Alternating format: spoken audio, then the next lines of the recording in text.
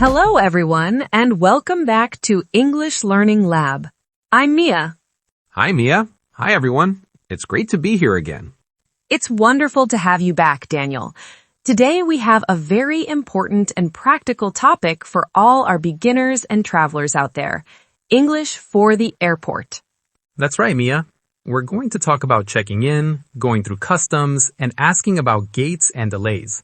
It's a fantastic way to learn some essential travel vocabulary and basic verbs. Exactly.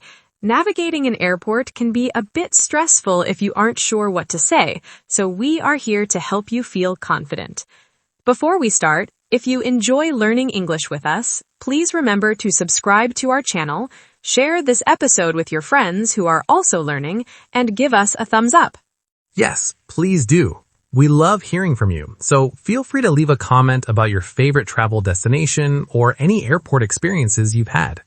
Now, it is important to note that while our usual lessons focus on daily routines, the specific airport and travel vocabulary we are discussing today is not in our primary sources, so you may want to independently verify these terms.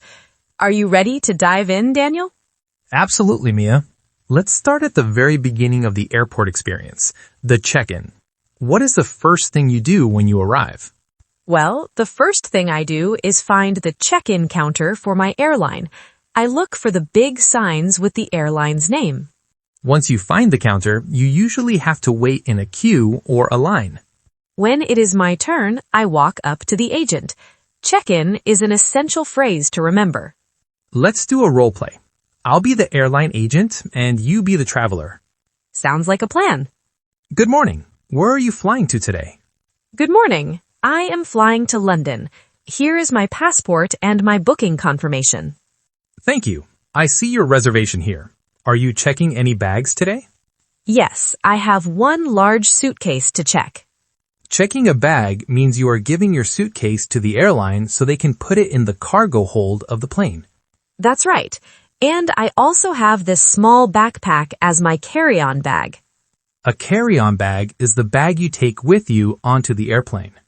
The agent might then ask, did you pack these bags yourself? Or, are you carrying any prohibited items? Prohibited items are things you are not allowed to bring, like sharp objects or too much liquid. After the agent weighs my suitcase, they give me a boarding pass. A boarding pass is your ticket. It has your name, your flight number, your seat number, and your departure gates. The agent might say, you are in seat 22A. Your flight departs from gate B15. Boarding starts at 10:15. Departs means the time the plane leaves, and boarding is the time you actually get on the plane. That was a great role play. We used so many important phrases: check-in counter, passport, check a bag, carry-on bag, and boarding pass. Now, after you check in, you have to go through security. This is a very common part of the day at the airport. At security, you have to put your bags and personal items in plastic bins to go through the X-ray machine. The security officers might give you instructions like, please take off your shoes and your coat. Or, please take your laptop and any liquids out of your bag. Or they might say, please step through the scanner. Once you are through security, you might need to go through customs or immigration, especially if you are traveling to a different country. In customs, officers check what you're bringing into the country. They might ask, what is the purpose of your visit? You could say, I am here for a holiday, or I am here for work. And they also often ask, how long do you plan to stay? I might answer, I will be here for 1 week. And the very important question they ask is, do you have anything to declare? To declare means you are bringing items like expensive gifts, large amounts of money, or certain foods that you need to tell the government about. Most travelers usually say, I have nothing to declare. That is a very useful phrase to have ready. After customs, you find yourself in the departures lounge. This is where you can find shops, restaurants, and your gate. Finding the gate is very important. I usually look at the big electronic departure boards to see the status of my flight. The status tells you what's happening. If it says on time, that's good news. It means the plane is leaving at the scheduled time. If it says boarding, you should go to your gate immediately because people are getting on the plane. But sometimes you see the word delayed. Delayed is not a word travelers like to see. It means the plane is late and will not leave on time. If your flight is delayed, you might need to ask a staff member for help. You could ask, "Excuse me, how long is the delay for flight BA123? Or you could say, could you tell me if the departure gate has changed? These are great questions to practice. Just like we suggested for your daily routine, you can write these airport phrases down in a notebook. Writing them down will help you remember the vocabulary and grammar much better when you're actually at the airport. And don't worry if you don't understand everything at first. Just try your best and don't be afraid to ask people to repeat themselves. Learning English for travel takes practice, but it makes your journey so much easier. We've covered a lot of ground, from the check-in counter to the departure gate. We talked about suitcases, boarding passes, security rules, and what to say at customs. It's amazing how much you can communicate with just a few key verbs and phrases. Let's do another role play, but this time, let's imagine there's a problem with the flight. Okay, I'll be the traveler who is worried about a delay, and you be the information desk clerk. Excuse me, I see on the board that the flight to Paris is delayed. Do you have any more information? Yes, I'm sorry. The flight is delayed due to bad weather. We expect it to depart in about 2 hours. 2 hours? Oh dear. Will the gate stay the same? For now, yes. It is still gate C10, but please keep checking the monitors for any updates. Thank you for your help. You're welcome. That was a very realistic situation. Using phrases like due to bad weather or keep checking the monitors is very common. It really is. Practice makes perfect, so try to imagine yourself in these situations and say the words out loud. Now that we've discussed the basics of arriving at the airport, let's dive deeper into the routine of travel, comparing it to the daily routines we've learned from the sources. That's a great idea. Even though the specific airport vocabulary like customs and gate is not in our sources, we can use many of the basic verbs we've studied to describe our travel day. Exactly. For example, a travel day always starts with waking up. In our sources, Emily usually wakes up around 7 and Paul wakes up around 6:30. But when I have a flight, I am an even earlier bird and might wake up at 4 a.m. After I wake up, I have to get out of bed quickly. Me too. Then I go to the bathroom to brush my teeth and wash my face, just like I do on a normal workday. Once you are ready, you have to get dressed.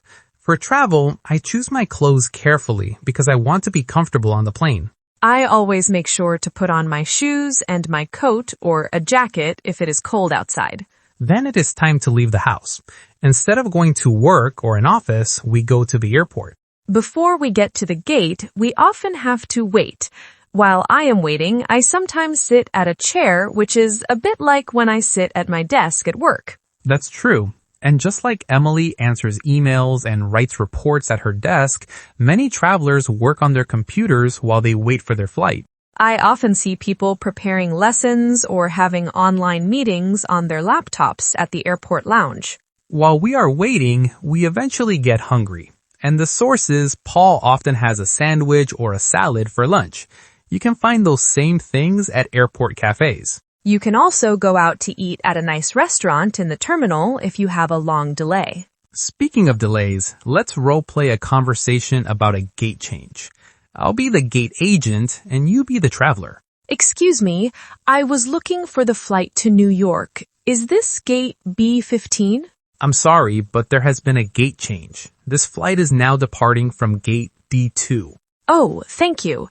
Is the flight still on time or is it delayed? It is currently on time. Boarding will begin in 20 minutes. Thank you so much for the information. You're welcome. Now, that's a common situation. Once you get to the right gate and finally board the plane, you have to find your seat. On a long flight, the routine changes again. I might listen to music to help me relax. Or you can read a book or talk to your friends if you are traveling together. Some people even try to go to bed on the plane, though it isn't as comfortable as a real bed. When the plane lands and you finally arrive at your destination, it's a great feeling. Almost like the feeling of when you finally go home after a long day of work. When I get to my hotel, the first thing I do is relax on the sofa or the bed and maybe watch TV for a little while. I usually don't want to cook dinner when I am traveling, so I like to go out to eat and try new recipes at local restaurants. And I definitely don't want to wash the dishes while I'm on holiday. That is the best part of traveling, but I do remember to brush my teeth again before I go to bed. It is a good habit to keep, even on vacation. We have talked about so many actions today. Let's review the list of verbs from our sources and see how they apply to travel. We have wake up, get out of bed, brush teeth, and wash face, all part of the morning before a flight. Then there is make breakfast and have breakfast. You might have coffee and toast at home or tea and cereal at the airport. We have get dressed, put on shoes, and put on a coat, which are essential for going through security. We have leave the house and go to work, but for travel, we go to the airport. We talked about sitting at a desk and working on a computer, which many people do while waiting at the gate. And we mentioned having lunch, like a sandwich or a salad, and going out to eat. Then we have the evening actions. Go home or to the hotel, relax and watch TV. We also have cook dinner and wash the dishes, which we usually skip when we are on a trip. Finally, we have read a book, talk to family and friends, listen to music, and go to bed. As our sources suggest, learning these phrases is super helpful for beginners because these are things everyone does regularly, whether they are at home or traveling. You should try to think about your travel day from morning until night and say it in English to practice. You can even write it down in a notebook. Writing helps you remember the words and phrases much better. Don't worry if you don't know all the words for the airport yet. Just try your best and you will learn more and more each day. Learning a new language takes time and practice, so be patient with yourself and celebrate your progress. That is wonderful advice. Remember, even if the airport feels stressful, you can use these basic verbs to describe your day. We hope you found this lesson on travel English and daily routines helpful. It was a lot of fun exploring these connections with you. It really was. To all our amazing listeners, thank you so much for joining us today at the English Learning Lab. We really appreciate you being here. If you enjoyed this episode, please remember to subscribe so you don't miss our future lessons. Please share this with your friends who are also learning English. It would mean a lot to us. We love hearing from you, so please leave a comment below and tell us about your last trip or your daily routine in English. We read all your comments and appreciate your feedback. Until next time, keep practicing your English every day and have a wonderful day. Bye for now, everyone. Goodbye.